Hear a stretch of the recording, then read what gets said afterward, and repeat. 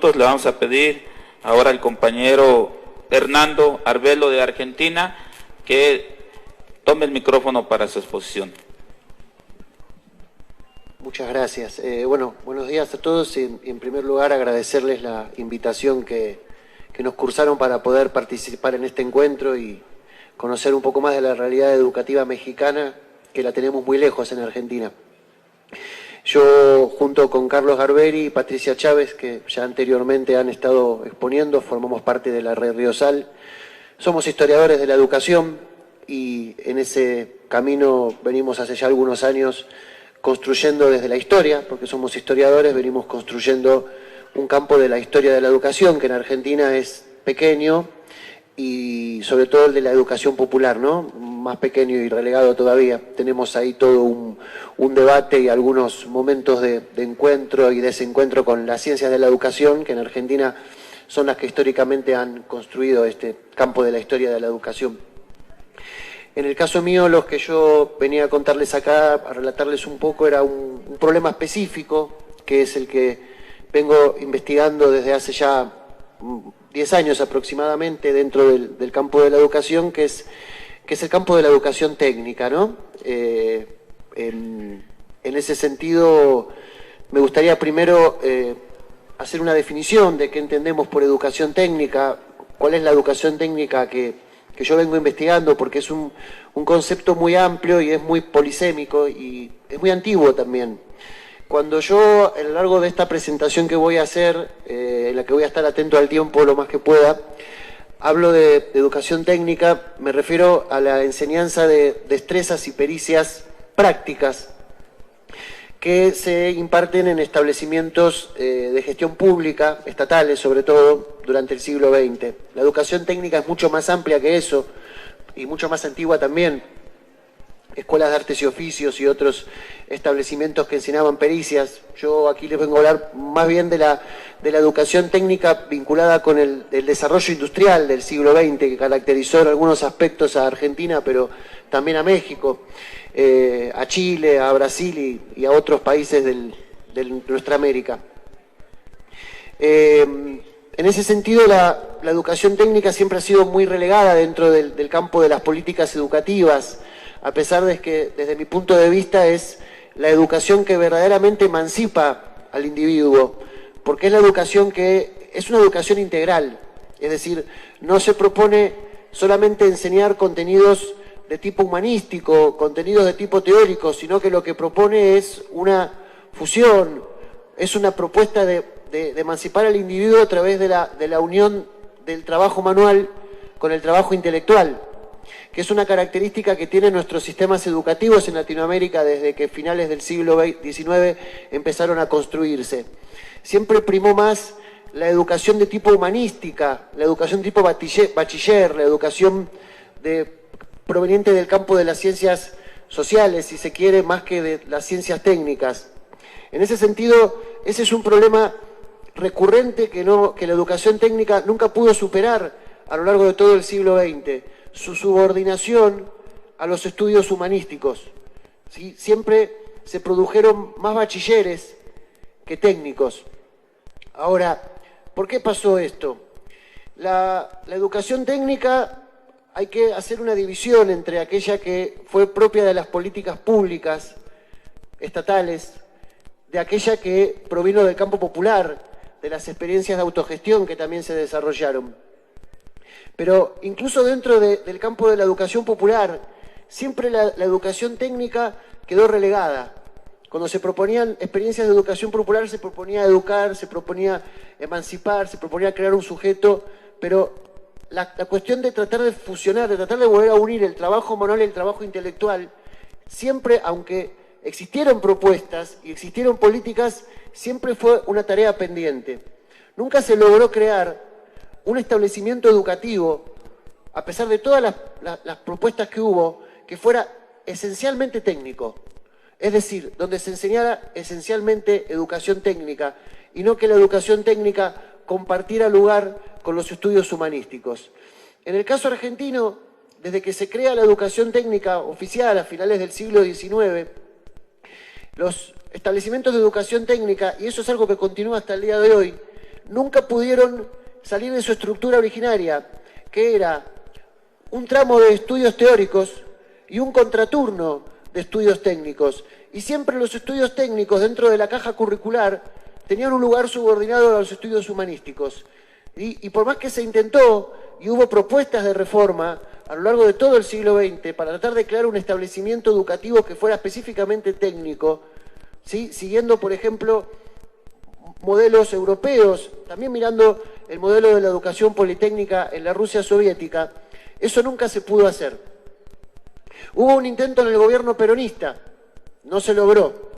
Hubo un intento durante las propuestas que acá la compañera hablaba del desarrollismo, donde la educación técnica tuvo, si se quiere, su momento dorado por la cantidad de esfuerzos en material presupuestario, en material de debate, en material de educación que se hizo, y tampoco se pudo. Y después de los 70 ya vino otro periodo donde la educación técnica, en el caso argentino, y luego en los 90 con las reformas neoliberales, entra en una franca decadencia que está vinculado con el proceso de desindustrialización.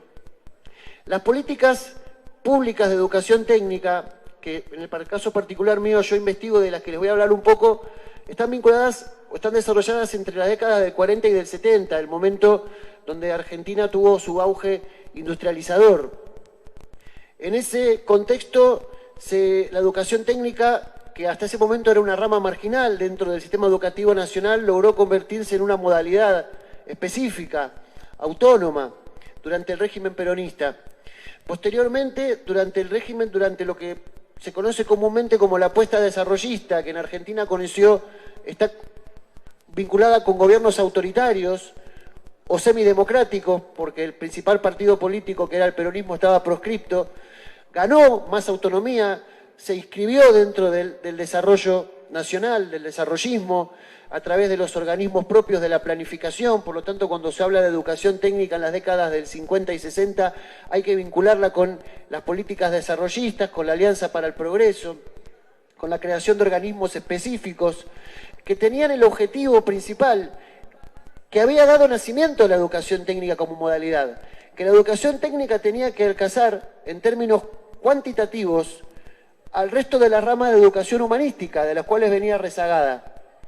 Cuando uno analiza en un largo plazo la matrícula, la cantidad de establecimientos y la cantidad de docentes, que son tres variables que uno utiliza para ver el peso que la educación tiene dentro de una nación, lo que uno va encontrando es que a lo largo de las décadas del 50, 60 y 70, a pesar de haber arrancado, ¿sí?, casi en los mismos términos con respecto al bachiller, la educación técnica o la enseñanza normal, que es la formación de maestros, dos ramas que había bastante consenso en nuestro país, que estaban generando exceso de egresados y había desocupación entre los maestros, había demasiados maestros y demasiados bachilleres. Eso no se va a revertir.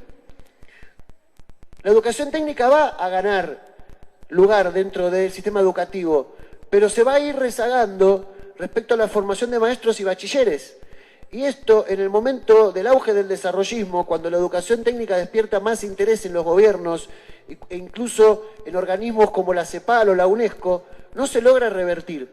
Y sobre el final de la década, o mediados de la década del 70, que es cuando empieza a agotarse el proceso de industrialización, la educación técnica está en una franca decadencia. Nunca consigue resolver el problema de la provisión de la mano de obra, que era el motivo por el cual se había creado como una modalidad autónoma. ¿Cómo vengo con el tiempo? ¿La mitad? Ah, bueno, bien. Entonces, en esta parte que me queda, voy a desarrollar las hipótesis que yo vengo trabajando del porqué de que la educación técnica nunca pudo salir de su estancamiento, de su marginalidad, e incluso durante la década del 60 tiene momentos de caída absoluta, es decir, desaparecen establecimientos, se cierran establecimientos, se pierden estudiantes, se pierden profesores. Y por el otro lado, ¿por qué desde el campo de la educación popular, que no es el que yo más he estudiado, pero he estudiado algunas iniciativas, tampoco se pudo avanzar mucho en este aspecto, y las iniciativas que provinieron del campo popular y particularmente del campo sindical nunca pudieron competir con las que provinieron del campo empresarial, porque la enseñanza técnica quizás a diferencia de otros campos de la educación, es un campo que está muy disputado. Y como es un sector de la educación muy vinculado con el sector productivo, es donde la lucha de clases o los enfrentamientos entre trabajadores y empresarios se notan mucho, tanto en la creación de los organismos como en las reformas curriculares. ¿Por qué incluso las iniciativas de educación popular prefirieron otras formas educativas a la técnica? ¿Por qué las iniciativas empresarias terminaron actuando como parche frente a la insuficiencia estatal para poder proveer establecimientos y mano de obra calificada? Y aquí yo vengo manejando dos hipótesis. Uno tiene que ver con la desventaja que tiene la educación técnica respecto a otras formas educativas, que es su costo. La educación técnica es cara. ¿Por qué es cara la educación técnica? ¿Por qué exige muchos recursos? No solo monetarios, sino, no me gusta mucho usar esta palabra, pero de recursos humanos. Porque la educación técnica requiere una enseñanza teórica y una enseñanza práctica. Por lo tanto, los establecimientos de educación técnica tienen que tener una gran cantidad de recursos, porque en los establecimientos de educación técnica se tiene que enseñar a utilizar la maquinaria. Los establecimientos de educación técnica son caros porque se requiere maquinaria, se requiere mucho más cantidad de personal del que se requiere para establecimientos de tipo humanístico. Entonces, ese fue el problema con el que los gobiernos, pero también las iniciativas de educación popular se toparon. El excesivo costo y esfuerzo que había que hacer para construir establecimientos de educación técnica. Y siempre era más ventajoso el camino de seguir, en el caso estatal, construyendo establecimientos de formación de maestros, que los llamamos normales, o establecimientos humanísticos de bachiller, continuar expandiendo el sistema educativo desde lo más económico, que hacerlo desde lo que, si bien era más costoso, generaba un sujeto pedagógico mucho más integral y mucho más formado. Eso por un lado. Por el otro, y es quizás un poco una perspectiva económica, tiene que ver con la dinámica económica que desarrolló mi país, particularmente, también otros países de Latinoamérica. Yo vengo a traerles acá el caso argentino. El caso argentino durante las décadas del 40 al 70, y luego también es un caso que está surcado por una fuertísima inestabilidad institucional, política y también económica, surcada por momentos de alta inflación, por momentos de planes de estabilización y de ajuste, ¿sí? El péndulo oscilaba entre políticas expansivas y políticas contractivas. En ese contexto, la inflación se convirtió en un problema que recorrió todo el periodo y que afectó seriamente a la educación técnica, y sobre todo a la educación técnica argentina. ¿Por qué? Porque la inflación erosiona los ingresos del Estado. Punto 1. Punto 2. Los desembolsos que se tienen que hacer para la construcción y mantenimiento de establecimientos de educación técnica son mucho más elevados de los que se tienen que hacer para un establecimiento que no es de educación técnica. Punto 3. Con la creciente inflación y la erosión, los recursos destinados a la educación técnica menguaban.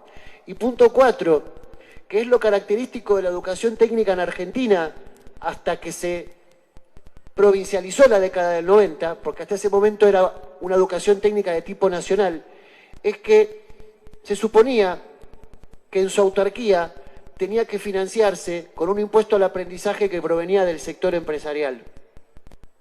Ese impuesto al aprendizaje que provenía del sector empresarial, a medida que uno lo va estudiando a lo largo, nunca representa más del 20% del presupuesto para la educación técnica.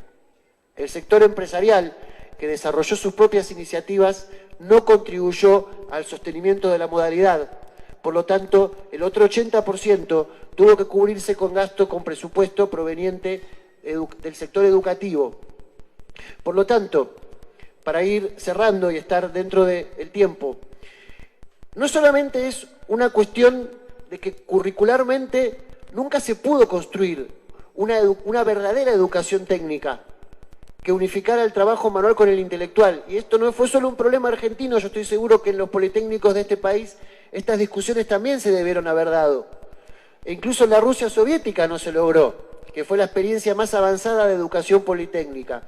No solo en el campo curricular no se logró, no solo en el campo institucional no se logró porque la participación de los trabajadores se fue relegando, sino que en el campo económico, el propio desarrollo económico y el propio comportamiento empresarial tampoco contribuyeron. Después de los 70, la educación técnica toma otro camino, del cual aquí no les voy a hablar. Solo decirles que en la década del 90 se vivió el peor momento de la educación técnica, porque prácticamente desapareció en Argentina. Es decir, desaparecieron los establecimientos de educación técnica con las reformas neoliberales. A tal punto la educación técnica, que resurgió en la década del 2000 con una recuperación económica e industrial, está tan rezagada respecto de las demás ramas, que recién en el año 2005 tuvo su propia ley orgánica, la Ley de Enseñanza Técnico Profesional, que al día de la fecha todavía no se ha implementado en su totalidad. Pero desde mi punto de vista, la verdadera educación que emancipa y la que tiene todavía mucho que desarrollar en el campo de la educación popular es la educación técnica. Es la que puede crear al verdadero sujeto íntegro del que hablaba Gramsci, el que unifica el trabajo manual e intelectual. Muchas gracias.